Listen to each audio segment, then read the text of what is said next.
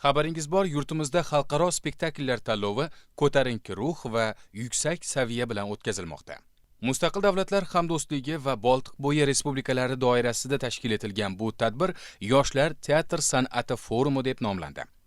Rejissyorlar ham, aktyorlar ham o'ziga motivatsiya olyapti. Men o'ylaymanki, bugungi mana shu tashkil etilgan festival juda katta bir tajriba maktabi ham bo'ladi. Qolaversa, o'sha tashrif buyurayotgan davlatlar o'zlarini eng yuqori saviyadagi spektakllarni olib kelishyapti. Bu bo'lsa, u ham bo'lsa bizni mana shu tajriba almashish nuqtai nazaridan rejissyorlarga, aktyorlarga yangicha bir fikrlar tug'ilishiga, ijodiy fikrlarni uyg'onishiga, ijodiy g'oyalarni yuzaga kelishiga turtki bo'lyapti. Armaniston, Estoniya, Tojikiston, Qozog'iston, Ukraina, Qirg'iziston, Moldova, Ozarbayjon, Rossiya va boshqa davlatlardan ko'plab ijodkorlar, teatr san'ati vakillari qatnashdi.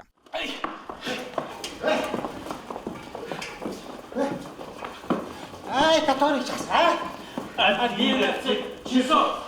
Я лишил себя плохо у одного из моих жильцов. Правда, в тот суд. Глупо потерять и то, и другое. Tadbirning 3-kunida tojikistonlik san'atkorlarning Sadriddin Ayni asari asosida ishlangan Sutxo'rning o'limi spektakli taqdim etildi. Bu asar ham tomoshabinlar va hay'at a'zolari tomonidan yaxshi kutib olindi. Tojikiston Respublikasi Davlat musiqali drama teatrining ijodkorlari tomonidan havola etilgan bu asar qiziqarli voqealarga boyligi bilan ajralib turadi.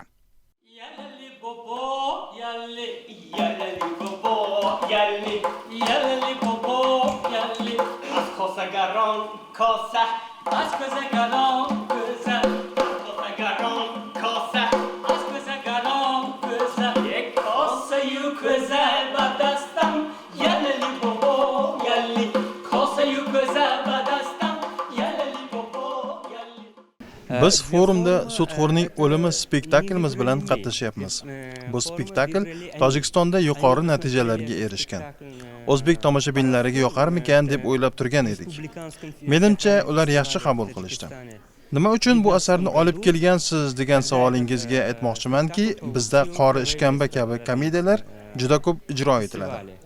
Bu ham satirik komediya janrida ishlangan. Tojik teatrlarida asosan satirik janr alohida ahamiyat kasb etadi. Shuning uchun shu asarni olib keldik. Teatr san'atida o'zaro hamkorlik juda muhim. Chunki yosh rejissyorlar uchun chet ellik hamkasbining spektaklini ko'rishi, baholashi, bir-birining tajribalarini o'rganishi foydali kechadi. Agar rejissyor faqat tor qobiqda o'ralashib yuraversa, atrofni kuzatmasa, o'zi o'ylagan fikrlarini yuzaga chiqarishi qiyin. Shu ma'noda Toshkentda o'tkazilayotgan bu forumdan kutilayotgan natija juda yuqori. Satirik komediya janridagi bu asar 20-asr boshlaridagi ijtimoiy-siyosiy voqealar asosiga qurilgan.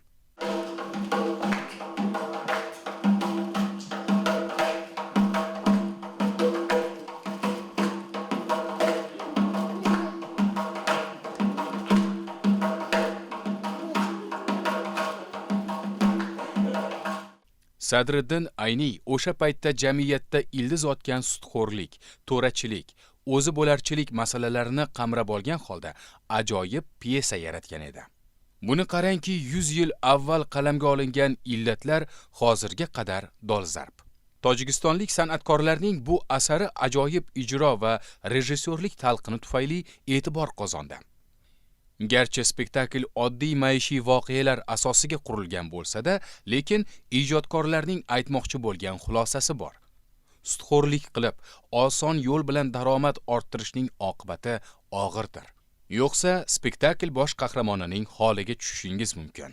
Sadriddin Aynining Sutxo'rning o'limi asari asosida spektakl sahnalashtirilgan ekan. Spektaklni ko'rsangiz, Toshkentga sayohatdagi boy obrazini ko'rasiz-da. Lekin juda ham rang-barang, rejissyorskiy topilmalari juda ham chiroyli ijro qilingan aktyorlar tomonidan. Bu g'oyada sudxo'rlik qilmaslik kerak, odamlarning haqqini yemaslik kerak. Mana shu narsani ilgari surilgan. Soddalik bilan o'sha odamlarning haqqini yeyotgan sudxo'rni pulini olishdi oxiri. Shu fojiasi shunda bo'lyapti.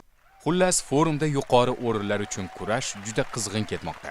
Shu bilan birga Toshkent shahri bugun do'stlik, san'at va birodarlik shahriga aylandi.